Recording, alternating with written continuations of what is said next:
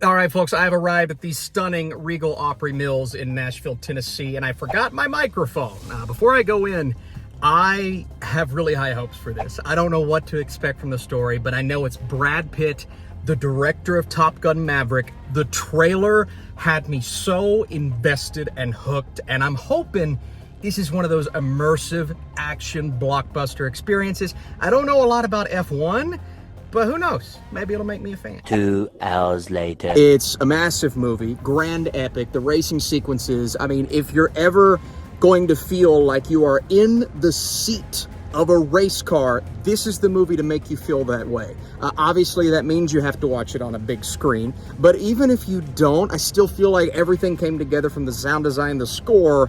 Obviously, some of the performances were great, but you're in it for that intense and immersive feeling, man. You'll have to talk to me and maybe talk me down here in a couple of hours when we do the full review. But just my initial reaction, epic, and Kosinski bringing back that magic. Yes, you can check all of those boxes. At the end of the day, I can't wait to go watch this again.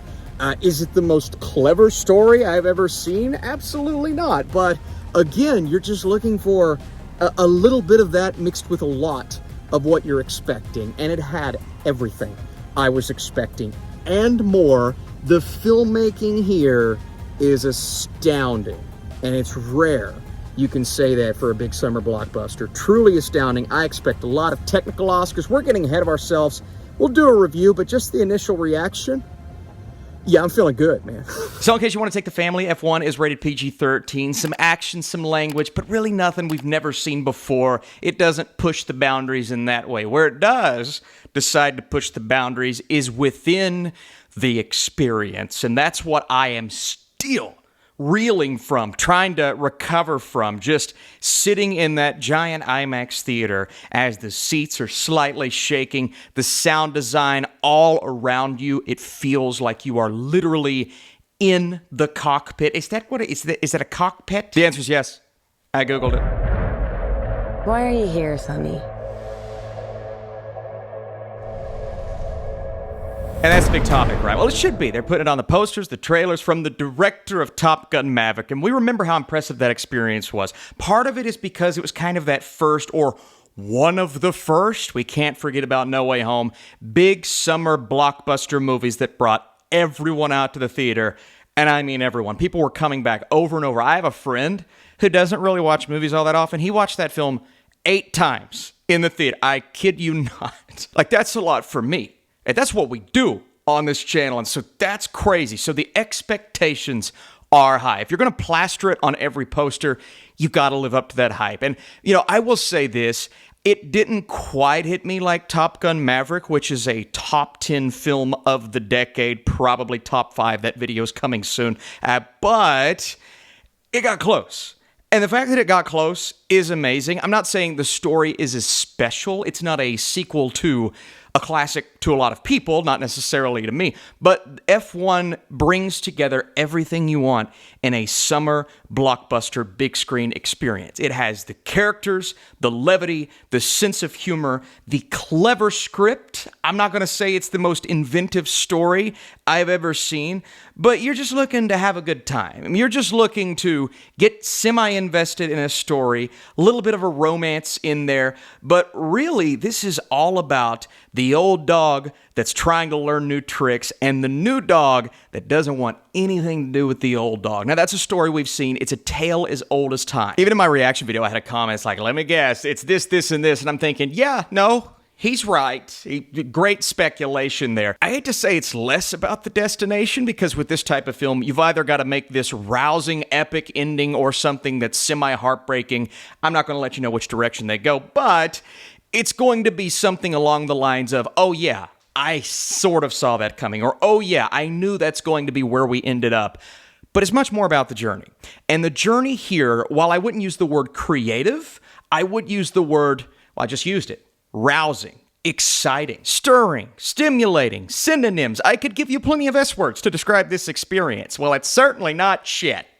Language. Trust me, I've seen plenty of that this year. I've also seen plenty of movies that overstay their welcome. And if I have one complaint about F1, the experience, before I dive into the details of it all, I would say it is a little overlong. It does kind of retread the story because it's a car. Damson Idris, and we're going to talk about Brad Pitt. Both of them work on screen together so well. Without that dynamic, this movie doesn't work because it's just as much about Idris. I mean, Brad Pitt is still the lead. It's just as much about him as it is Pitt's character because both of them have to work together in harmony, in unison, to keep this group alive, help this company stay alive, and then maybe thrive if it all goes well. And so Pitt, a guy who he wants to feel the rush of driving that race car. He doesn't care about the money, the material elements, objects that would be important to someone like Damson Idris, to someone like, well, really anyone else racing. They aren't important to him. And so he's a very quirky character in that way. And when you are introduced, you really have to get to know the type of guy that he is. And I believe the beginning of this film does a great job of that. A little bit of a conventional series of conversations in there. It's like, all right, man, we got to get you back into this. You're going to do this because of exhibits A, B, and C. How many times have we seen a character like Sonny Hayes? Well, Sonny Hayes stands out because Pitt's charisma is just on another level in this film. Really, everyone's charisma is. From Brad Pitt to Damson Idris, I love that relationship they gave you with his mother, by the way, who plays a key role in his life and kind of keeps him grounded when he tends to go a little over the top. You've also got Kerry Condon. Now, I was a little worried about this romance, that it would somewhat overshadow the story at hand, and I didn't want it to feel forced, but I actually love what they did with her character, not only playing a part in how to develop Brad Pitt's Sonny Hayes, but also giving her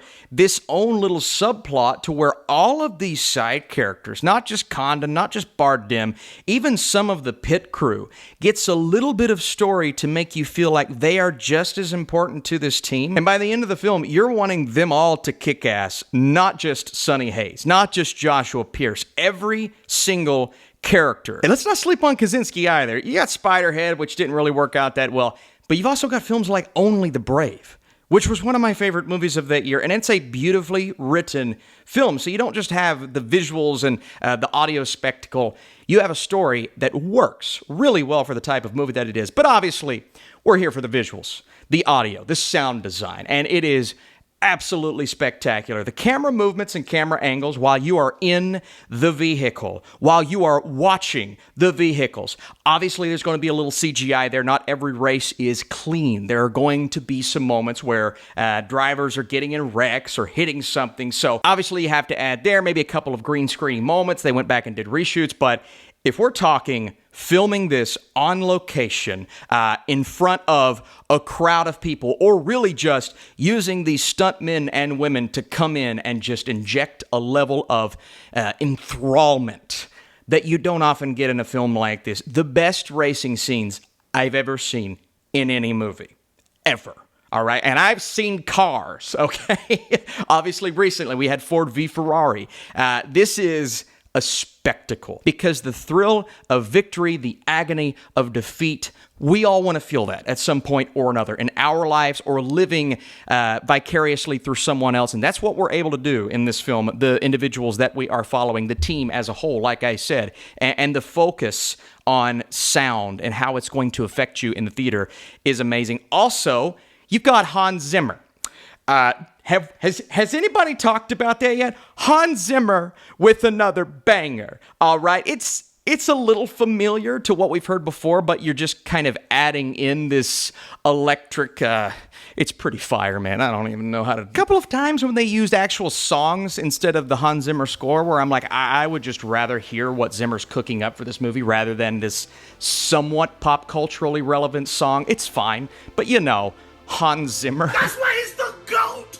The GOAT! Before I give you my score, big question. What is the best theatrical experience of the year so far? And where do you think F1 is going to stack up for you. If you liked this video, man, first and foremost, thank you for watching. Dropping comments helps, leaving likes helps big time, but sharing this video is the best way to spread the word. If you'd like to do that, thanks. If not, I understand. And F1 delivers in every way. This high-octane racing epic is a pulse-pounding spectacle from start to finish. The outstanding sound design, electrifying score, and heartfelt story combine to make it the must-see movie of the summer.